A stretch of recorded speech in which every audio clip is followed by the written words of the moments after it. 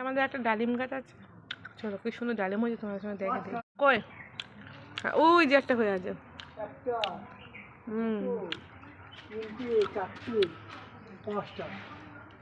এই যখন ফুলে এসছিল না পুরো গাছটা পুরো লালে লাল হয়ে গেছিলো, হেবি না?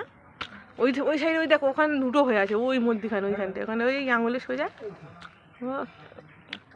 এই এখানে গাছটা গোড়ায় জল দিতে হবে। জল দেবে আর বেশি করে একটু মাটি দেবে, যে বেশি হবে। আর এক বালতি করে জল দিতে হবে যেরকম। হ্যাঁ এই দেখো একটা, ওই দুটো, তিনটে। হ্যাঁ ওই উপরে উপরে লাল ফুল হয়ে আছে, একটা লাল ফুল দেখা যাচ্ছে।